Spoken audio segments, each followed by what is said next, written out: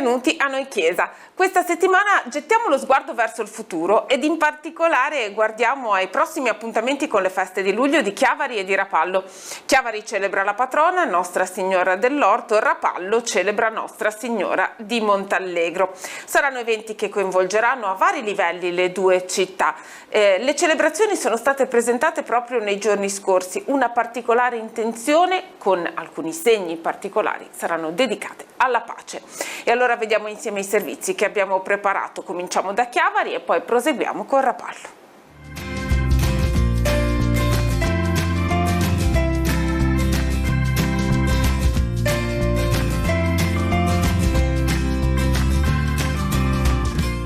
In vista delle feste di Nostra Signora dell'Orto, quest'anno ci sarà, ad anticipare una cena rivolta alla città. Intanto, come nasce questa idea e qual è lo scopo di questa iniziativa? Diciamo che la cena corrisponde all'inizio del tempo di preparazione, quindi alla mattina alle 6 inizierà la novena, come tutti gli anni, quest'anno però inizia in anticipo rispetto agli altri anni, e contestualmente vivremo questo momento di cena che vuole essere un momento di preparazione, cioè vuole essere anzitutto un momento di fraternità, un'occasione non solo per chi frequenta abitualmente la cattedrale, ma per tutti coloro che l'hanno a cuore e anche per tutto il tessuto cittadino di ritrovarsi insieme a vivere un momento di fraternità, e l'occasione anche per raccogliere fondi per i restauri ingenti di cui la nostra cattedrale ha bisogno. Quindi l'occasione è doppia, ma metto questo momento, che se vuoi è un po' più profano, all'interno del cammino di preparazione, perché una comunità che vive la festa la deve vivere a 360 gradi. Come si fa a partecipare a questa cena che, ricordiamo, sarà la sera del 23 giugno? Lunedì 23 giugno dalle ore 19:30 presso il cortile del seminario, passando dal passo carrabile di Corsa Sarotti 1Z. Ci sono ancora posti disponibili, secondo i manifesti possiamo iscriverci ai numeri di telefono che vengono indicati lì, oppure tutti i giorni presso la segreteria della cattedrale. Più siamo e più davvero la festa è una festa della città. Lunedì inizia anche la novena, come sarà strutturata, come si svilupperà? Ma il canovaccio della novena è il medesimo di quello degli anni passati, con la messa della mattina alle 6 tutti i giorni. Quest'anno ad aprire la novena al primo giorno, il 23 giugno, sarà il Vescovo Giampio. Gli altri giorni saranno i parroci della città che si alterneranno nella celebrazione della novena. Tutti i pomeriggi alle 17 un momento d'adorazione, alle 18 la seconda messa. Ricordo che il Vescovo Giampio per questa novena ci ha dato 3 intenzioni. La prima è per Papa Leone, per il suo ministero all'inizio del suo pontificato. La seconda intenzione è pregare per la pace. La terza intenzione è per il cammino sinodale della Chiesa italiana. Dei giorni di festa ne parleremo poi più approfonditamente, ma ci sono alcune novità quest'anno? Ce le puoi anticipare? 2 momenti di ascolto musicale, quello consueto il 2 luglio a cura della Filarmonica di Chiavari, che ringrazio, e il 29 giugno a cura di un gruppo di giovani ragazzi che hanno formato un'orchestra nel Ponente Ligure, quindi siamo contenti di questo. Il secondo momento, e qui prendo l'occasione per ringraziare il Comune per la collaborazione che sempre fornisce in questi momenti di festa, è un momento pirotecnico che non verrà fatto solamente il 3 luglio, quando esce la processione, e dopo, ma anche il 2 luglio a mezzogiorno vogliamo dare il segnale di un piccolo saluto a Maria, e per questo ringrazio un gruppo di persone che ha formato una sorta di comitato per organizzare questo, con una sorta di piccolo panegirico che vuole ricordarci che il 2 luglio Maria è apparsa e ha cambiato per sempre la storia della città di Chiavari.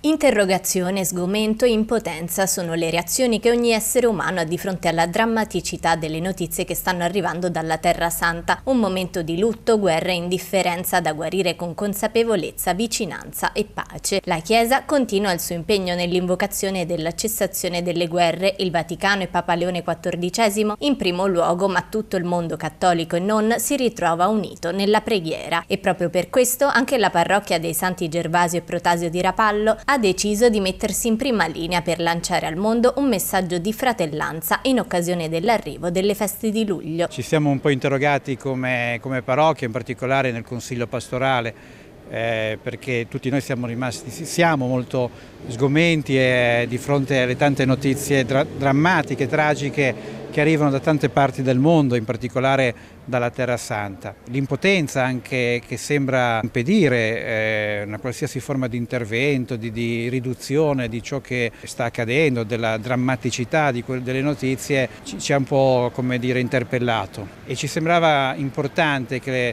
le nostre feste, come dire, non siano estranee a tutto ciò, non siano come dire, alienanti di fronte a ciò che è il mondo e ciò che ci sta accadendo. Partendo da qui, con il Consiglio pastorale abbiamo cercato di capire come fare rientrare tutto ciò nelle nostre feste. Dato che per noi è veramente un tempo di grazia questo qua delle feste di Montallegro, tante persone che nella preghiera, nel silenzio, nell'implorazione, no, hanno ottenuto delle grazie per la propria vita, delle guarigioni, degli interventi, perché non chiedere in maniera più corale una grazia per questo mondo? Fare un po' di spazio tra le tante invocazioni che avremo in questo tempo, tante implorazioni che faremo, anche quella della pace, della cessazione delle violenze. È chiaro che chiedere questo non vuol dire che chiediamo che gli altri si convertono, innanzitutto chiediamo che anche i nostri cuori si convertano, perché ciò che sta accadendo è commesso da esseri umani e quindi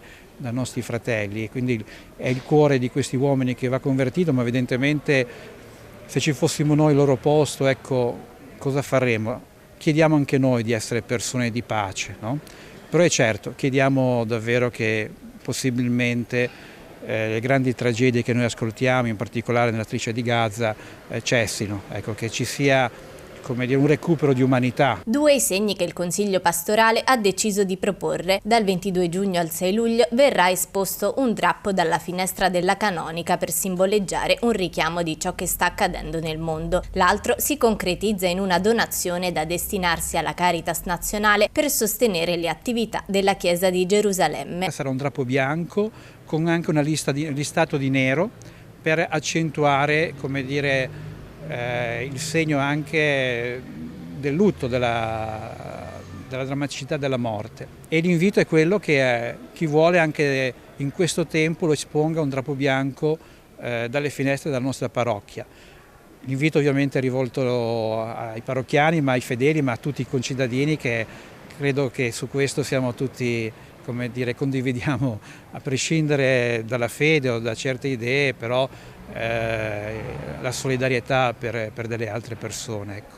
Pensavamo nei primi 3 giorni della festa di luglio, le raccolte che verranno fatte in chiesa, di devolvere alla Caritas nazionale, che poi verranno devolute alla Caritas di Gerusalemme. Questo per dare un piccolo contributo e per cercare così di alleviare un po' le sofferenze di chi in questo momento, insomma, oltre a subire diciamo, il peso della guerra, il peso, insomma, di questa distruzione, ci sono anche tanti soggetti che ormai non lavorano. Speriamo che possano, come dire, suscitare un cuore, no, che batte per queste persone che hanno questa sofferenza. Una richiesta di recupero di umanità, una preghiera di esseri umani verso altri esseri umani per essere tutti insieme persone di pace. In questi giorni abbiamo vissuto, in particolare domenica scorsa, la giornata dei popoli, che è stato un momento molto bello, che ha rappresentato proprio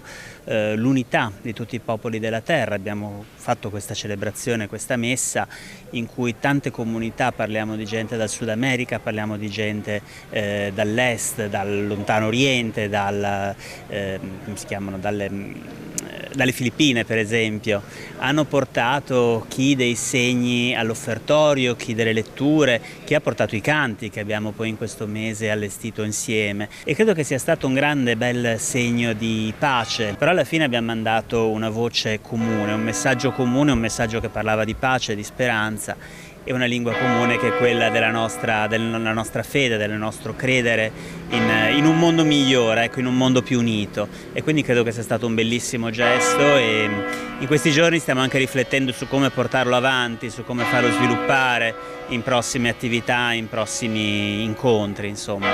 Quindi anche questo nel nome della pace, nel nome di una comunità che cerca di andare oltre ogni tipo di divisione e di diventare veramente globale, ecco. Rispetto anche agli anni scorsi, in cui comunque abbiamo fatto questa messa in maniera anche un pochino più folcloristica, diciamo, rispetto a una celebrazione normale, Questa volta io ho sentito molto forte, ma non solo io, proprio l'esigenza di portarci nel cuore un messaggio di pace. C'è la possibilità di creare un mondo unito e un mondo in pace.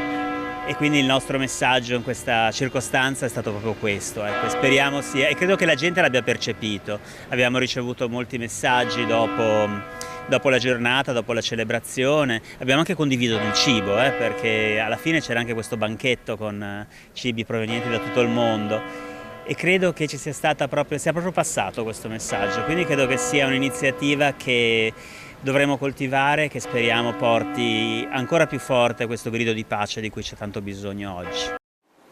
A Genova, al Santuario Mariano di Nostra Signora della Guardia, le società operaie cattoliche della Liguria hanno celebrato il Giubileo con il mondo del lavoro, una tradizione che si ripete ormai da diverso tempo. C'è stato il pellegrinaggio a partire dalla Cappella dell'Apparizione e poi nel santuario l'arcivescovo Marco Tasca ha celebrato la Santa Messa. Molto partecipata la celebrazione a tutti i livelli con rappresentanti istituzionali, ma non solo, da tutto il mondo produttivo genovese.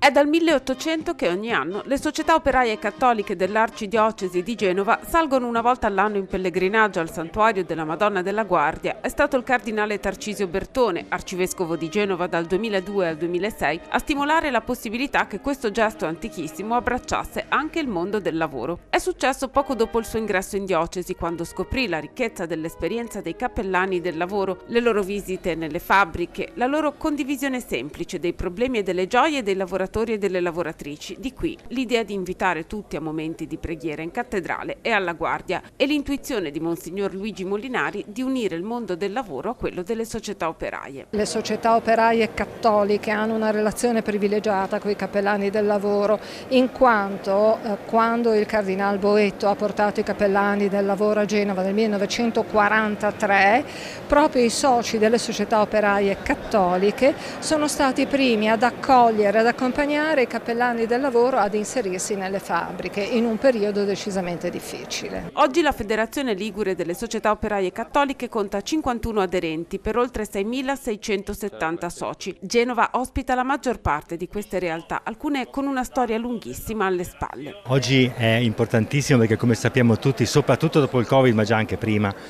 le realtà sociali, associazionistiche sono andate molto perdendo capacità di contatto e di comunicare con le persone. Abbiamo questa realtà sul territorio che riesce ancora a coinvolgere non solo qualche pensionato, ma anche le realtà, persone che lavorano ancora, i giovani, e quindi avere nel tessuto sociale queste realtà associative è veramente un miracolo. Noi crediamo che devono essere mantenuti ogni tipo di struttura che riesce a coinvolgere le persone, anche a farsi carico degli altri, perché poi comunque nascono dall'idea che una persona che ha un momento di difficoltà o sul lavoro, in famiglia, abbia un tessuto sociale che lo sostiene, come le strade di mutuo soccorso, come tante altre realtà, le confraternite, ma sono cose che sono nate anticamente da un'esigenza immediata, ma che oggi scopriamo essere le uniche realtà sul territorio che possono ancora coinvolgere le persone, farle uscire di casa, farle stare insieme e non sentir sole. Il pellegrinaggio è stato l'occasione per celebrare alcuni anniversari di fondazione. La Società Operaia Cattolica dei Santi Pietro e Paolo e Nostra Signora Assunta a Sestri Ponente festeggia 150 anni di vita, mentre la Società Operaia di San Giovanni Battista, sempre a Sestri Ponente, ne ha compiuto 140. La nostra funzione è quello di essere un punto di presenza, di aggregazione per le famiglie, per i giovani e per gli anziani, per tutte le persone che hanno piacere di trovare un ambiente sano e accogliente nello spirito di fraternità. Noi abbiamo una piccola peculiarità rispetto ad altre società, che abbiamo una sezione sportiva, e questo ci permette di contattare tante famiglie, tanti ragazzi e tante famiglie che, indipendentemente come sia, frequentano, vengono, sono contenti e trovano un ambiente accogliente. Questo per noi è la gioia più grande, perché vuol dire che il nostro lavoro di volontario, di portare un certo tipo di messaggio, sta avendo un bel riscontro. Quindi noi andiamo avanti su questa strada, e non è una strada facile, perché oggi il mondo del volontariato soffre di tantissime problematiche. Prima di tutto trovare i volontari, ma poi con tutte le nuove legislazioni, con tutte le nuove cose, diciamo che ci sta creando, non dico dei problemi perché non ci sono problemi, però un cambio di mentalità. E quindi questo ci deve portare a rivedere un po' la nostra funzione, ma soprattutto cercare di fare il meglio, come al solito il meglio che si può. Poi ci pensa qualcuno a darci una mano, ma questo qua lo lasciamo fare a lui, ecco, da questo punto di vista. Mischiarsi alle domande delle persone, dei lavoratori e delle lavoratrici è anche la missione dei cappellani del lavoro, storica istituzione genovese. E sotto la protezione della nostra Mamma del Cielo vogliamo vivere la nostra missione, i nostri talenti, le nostre capacità per poter esprimere lode e gloria del Signore e di tutta la Chiesa del Cielo, la nostra missione, e quindi un chiedere veramente aiuto e protezione per essere strumenti di amore insieme con tutta la Chiesa del Cielo, gli arcangeli, gli angeli custodi. Qual è il cammino che state portando avanti come cappellani del lavoro? Stare vicino alle persone, essere a fianco, imparare da loro e nello stesso tempo cercare di ascoltarli per metterci al loro servizio nell'ambito delle aziende, quindi con incontri, momenti di preghiera, momenti di ascolto e la condivisione anche nelle sante messe, nel sacramento della riconciliazione. L'impegno della Chiesa nel mondo del lavoro è a questo livello profondo, un sostegno nelle difficoltà, uno stimolo a rialzare lo sguardo, una spinta verso un dialogo aperto, un lavoro di rete e di servizio anche rispetto alle istituzioni. Le società operaie cattoliche, le parrocchie sono state presidio sociale, ricordiamo il periodo del Covid, hanno resistito, sono stati resilienti creando momenti di aggregazione, assistendo magari mantenendo contatti con le persone anziane che erano chiuse in casa da sole e spaventate. Credo che il riconoscimento dei presidi sociali, oggi molto diffusi su tutto il territorio e che hanno resistito, questo sia un passo importante che sicuramente faremo. La concezione di welfare spesso è stata vista e interpretata come intervento sulle fasce residuali di estrema povertà. Io credo che l'estrema povertà, l'estrema difficoltà sia dovuta nel carico di un ente locale, quindi non c'è nemmeno da parlarne. Gli ultimi ovviamente, chi davvero si trova in situazioni davvero drammatiche deve essere preso in carico dal comune, già una parte viene fatta e poi valuteremo, rifletteremo con gli enti del terzo settore, l'associazionismo e il volontariato.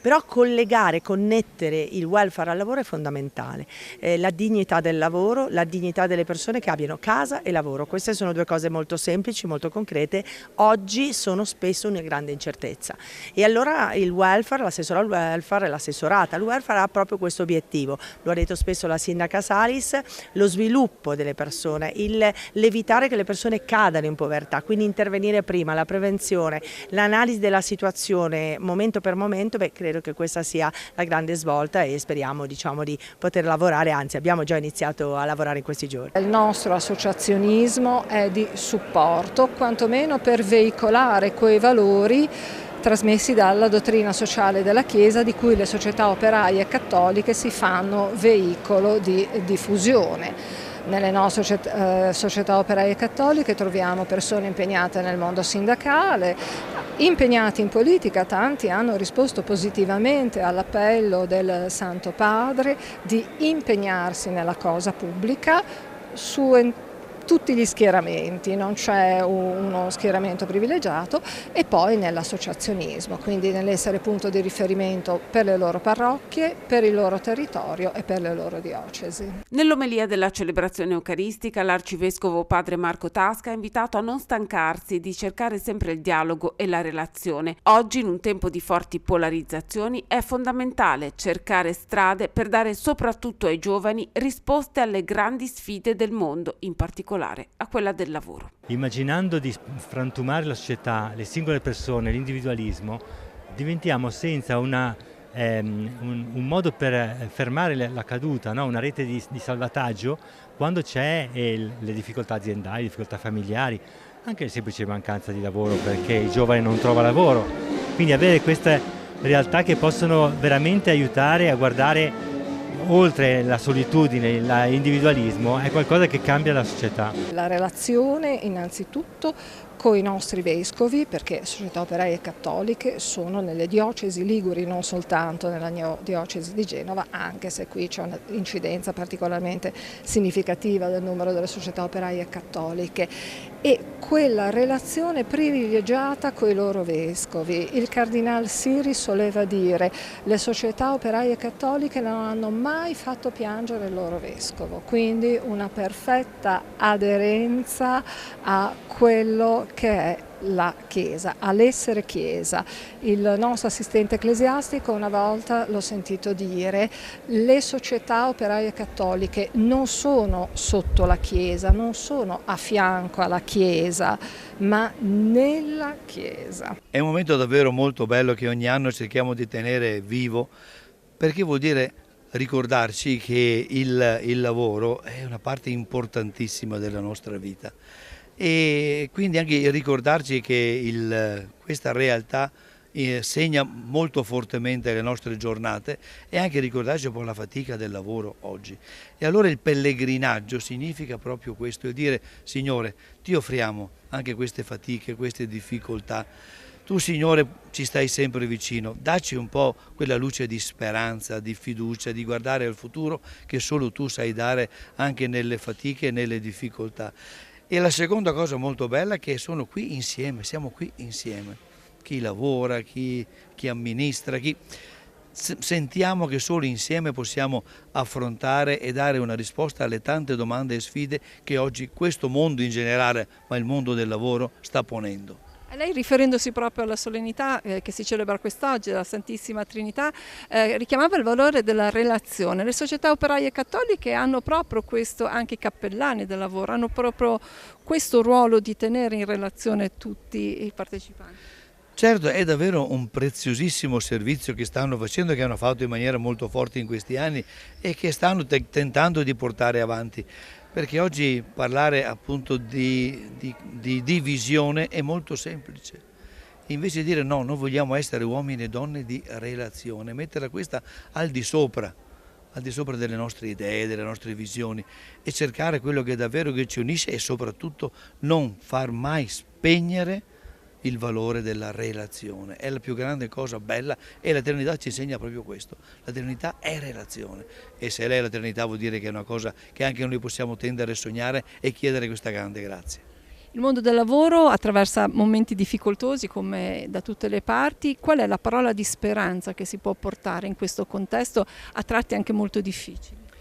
La parola di speranza è proprio quella di dire sì, siamo in un momento di difficoltà, e se non ci mettiamo insieme tutte le nostre forze non ne daremo fuori. Allora, davvero con uno slogan, è bello camminare insieme, è bello trovare insieme delle soluzioni. Magari anche scontrandoci fa parte della vita, ma quanto è importante sentire che quello che ci interessa è davvero lo scopo finale, che è quello di far sì che il mondo del lavoro sia un mondo veramente in cui vive la sua vocazione, la sua dedizione, la sua realizzazione. E questo è il grande sogno che ci deve accomunare per affrontare le fatiche e le difficoltà che oggi sono chiarissime nel mondo del lavoro. Sono molte le comunità della diocesi di Chiavari che celebrano con fede e con devozione la solennità, la memoria liturgica di Sant'Antonio da Padova. A Chiavari, al santuario di Sant'Antonio, che si trova in via San Francesco, il vescovo ha celebrato la Santa Messa nel giorno della memoria liturgica del santo. Al termine della celebrazione è stata inaugurata una piattaforma elevatrice che garantirà un accesso sicuro al santuario anche alle persone in carrozzina o con difficoltà motorie. All'esterno del santuario, per i 2 giorni contigui alla festa, il guardaroba cittadino ha organizzato un mercatino. In questa circostanza sono stati messi in vendita, con apposita offerta, diversi capi che normalmente non riescono ad essere dati gratuitamente, non riescono ad essere regalati alle persone assistite da Caritas. E allora in questo modo c'è la possibilità di raccogliere offerte per acquistare quei capi invece di cui c'è molta richiesta. Accanto a Caritas però anche Anfas Tigullio Est ha voluto proporre i lavori dei ragazzi svolti nei laboratori proprio per continuare a sostenere l'opera di accoglienza nei confronti dei più fragili.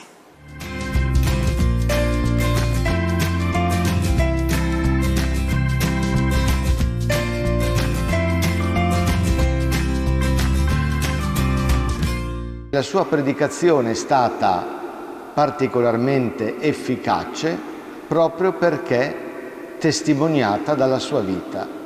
Predicava ciò che faceva. Sta nella concretezza della vita vissuta la credibilità della predicazione di Sant'Antonio di Padova.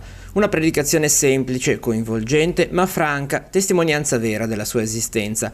Lo ha sottolineato il vescovo di Chiavari, che al santuario di Sant'Antonio ha presieduto la Santa Messa solenne nel giorno della festa patronale. Sant'Antonio era l'esempio vivente del Vangelo che lui stesso predicava. Due gli aspetti che Monsignor De Vasini ha voluto evidenziare del santo: l'importanza della vita comunitaria e l'amore per la povertà. Antonio visse poveramente, servendosi solo di ciò che era strettamente necessario. Donò tutto il possibile ai poveri, che aiutava continuamente, ma promosse anche una cultura della solidarietà e della giustizia sociale. Una comunità in festa, quella che nel santuario di Sant'Antonio a Chiavari ha il suo punto di riferimento. Tante realtà che hanno vissuto il cammino di avvicinamento alla solennità nel segno della speranza e della pace e che hanno potuto inaugurare insieme al vescovo la pedana elevatrice che ha eliminato quelle barriere architettoniche che prima rendevano difficile l'accesso alla chiesa. A benedire l'opera lo stesso Monsignor De Vasini. La chiesa è molto bella, è stata costruita con una rampa di scale abbastanza prolungata. Allora abbiamo cercato di facilitare alle persone che hanno qualche disabilità l'accesso alla chiesa. Un momento di comunità, ma soprattutto un momento di benedizione, di gratitudine che coinvolge tutto il quartiere, ma anche coinvolge tutta la città e tutto il territorio. Ed è bello che sia attraverso la festa, un momento anche simbolico, qualcosa che aiuti le persone ad avere speranza e operare per la pace. Tante le realtà che gravitano attorno al santuario, un punto di riferimento della fede cittadina. Diverse realtà, sì, sono anche alcune espressioni che quest'anno in modo particolare arricchiscono questa giornata. Da una parte c'è la mostra mercatino del guardaroba della Caritas, dei mobili della Caritas, come anche l'Anfas. È un modo con il quale si esprime partecipazione e condivisione. Il senso è tanto di far conoscere l'iniziativa del guardaroba cittadino a Chiavari, già è molto conosciuta, le famiglie sanno che possono rivolgersi a noi per regalarci le cose che poi verranno distribuite agli assistiti dalla Caritas, ma così in piazza sicuramente si attira più l'attenzione, quindi speriamo appunto che le persone passino e che ci chiedano soprattutto della finalità della nostra iniziativa, del nostro lavoro.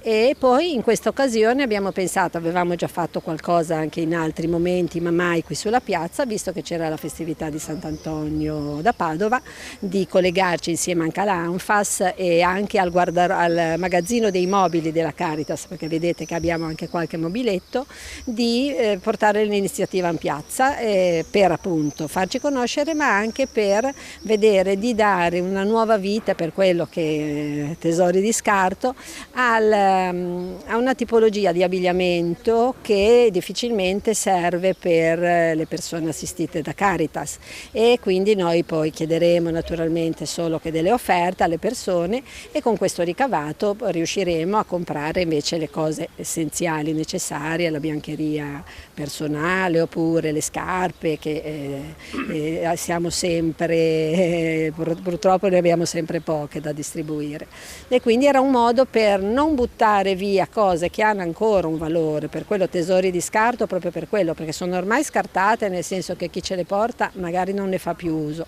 ma possono ancora essere utili a persone che apprezzano questo tipo di abbigliamento.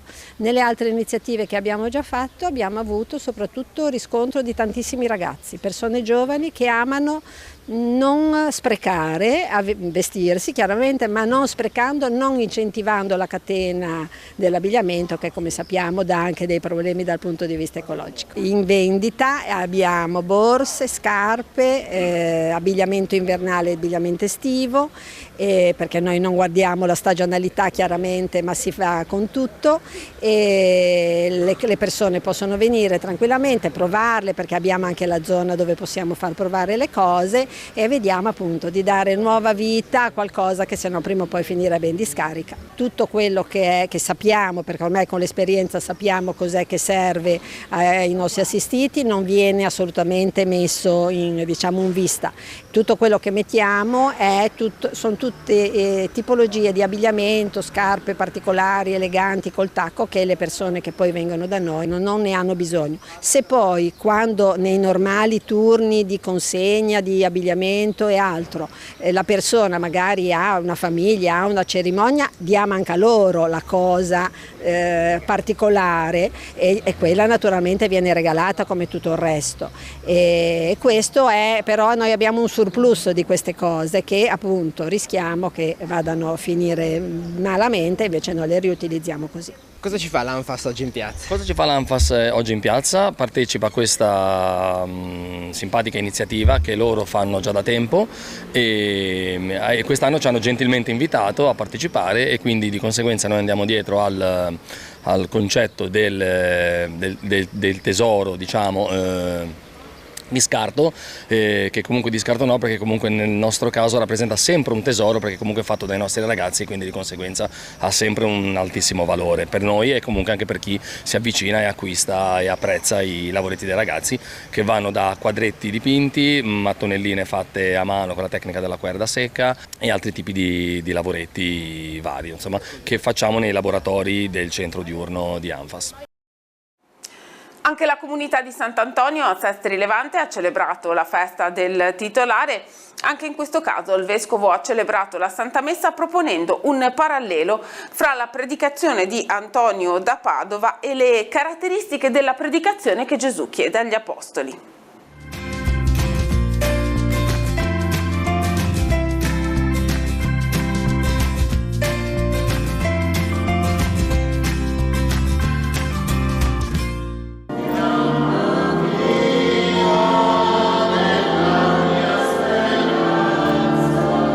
L'antico gesto della benedizione del pane ha concluso la celebrazione presieduta dal vescovo in onore di Sant'Antonio a Sestri Levante. Legato al voto di una donna che aveva la figlia malata e ricambiò la grazia ricevuta distribuendo il pane ai poveri, rimanda alla necessità per tutti di riconoscersi bisognosi di nutrimento, di cibo essenziale per vivere, come quello che gli apostoli inviati da Gesù portavano nelle città che visitavano senza soffermarsi su ciò che avrebbe potuto rappresentare un ostacolo, una perdita di tempo o una semplice deviazione rispetto allo scopo principale del cammino, portare l'annuncio, portare la parola della pace. La pace, lo shalom ebraico, è quella condizione esistenziale che consegue alla realizzazione di ogni desiderio di bene che abita il cuore dell'uomo, o è anche quella condizione esistenziale che consegue alla custodia creativa di ogni desiderio di bene che abita il cuore dell'uomo,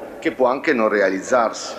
Raccomandando di scartare le regole rituali di purità e di concentrarsi sulla cura più che sulla guarigione, Gesù invita a dare credibilità all'annuncio, occupandosi prima dei bisogni di chi incontrano gli apostoli e poi di descrivere l'amore di Dio. Antonio ha incarnato in pienezza questa pagina, ha predicato, e questo suo annuncio, questa sua predicazione è stata particolarmente efficace perché per lui era innanzitutto vita da lui vissuta, prima la vita, poi l'annuncio, perché l'annuncio sia credibile. La predicazione di Antonio arrivava al cuore di chi la ascoltava, ha notato Monsignor De Vasini. Era franca, dura verso i cani muti, i predicatori che tacevano le verità per non offendere, e soprattutto aderente alla vita, consolidata con l'esempio, esempio di povertà e umiltà nella fraternità. Visse poveramente,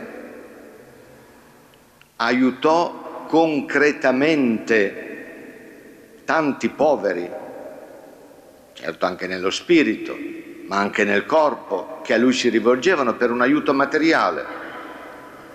E non solo li aiutò, oggi diremmo diede loro il pacchetto con il cibo, ma promosse una cultura della solidarietà e della giustizia sociale. Un altro esempio di stile di vita che conferma la sua predicazione rendendola particolarmente efficace riguarda la vita fraterna, come si comportava Antonio all'interno delle sue comunità. Predicare il Vangelo innanzitutto con la vita, con una vita ricca di gesti di cura, ricca di pratiche, di prossimità. Da Sestri Levante torniamo a Chiavari e andiamo nella piccola comunità di Sant'Andrea di Rovereto che ha celebrato la festa di Sant'Antonio.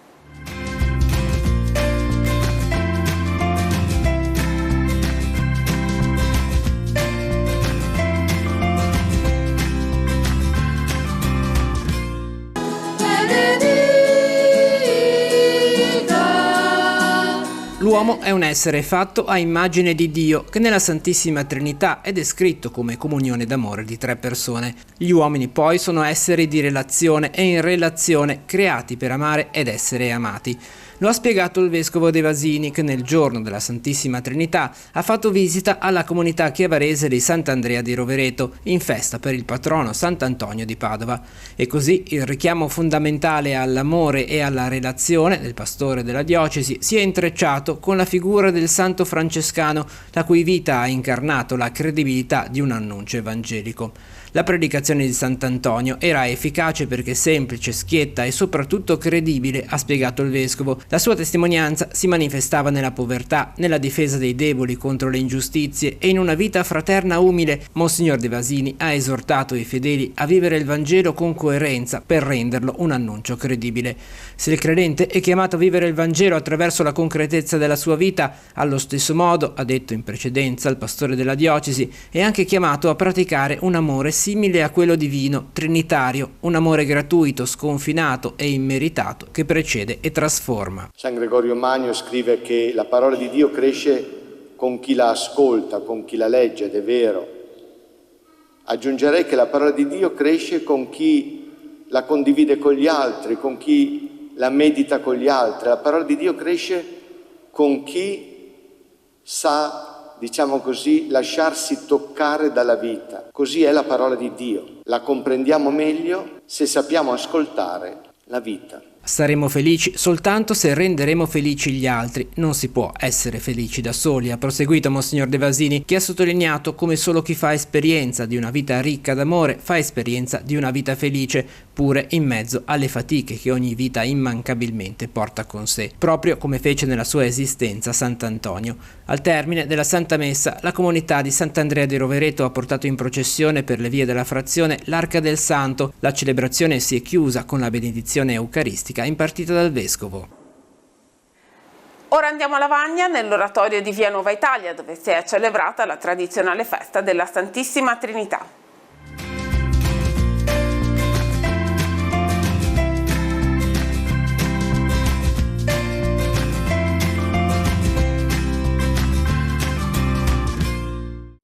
L'oratorio della Santissima Trinità sorge in una posizione centrale di Lavagna, circondato da costruzioni che sono cresciute intorno a lui. Così la festa omonima viene celebrata nel cuore della città con devozione e trasporto dai fedeli. Prima della tradizionale processione, il vescovo De Vasini ha celebrato la messa. Nell'omelia ha parlato della Trinità, parola che non si trova mai nella Sacra Scrittura, spiega, un mistero della fede che parla anche di ognuno e che racconta quella che è l'identità di ogni essere umano.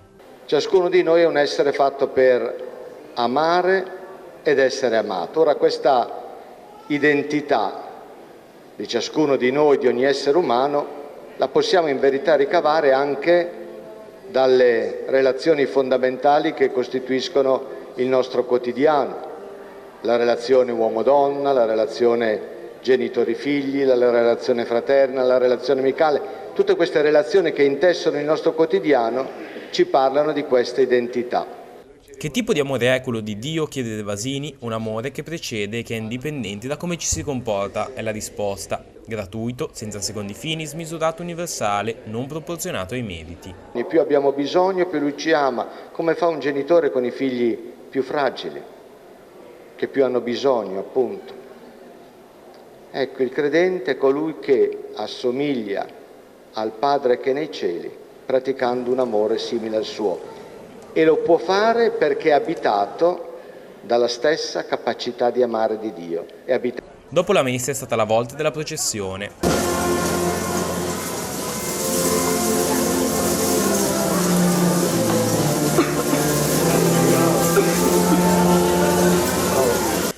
Presenti le confraternite che hanno trasportato i loro crocifissi e la banda cittadina che ha accompagnato i fedeli.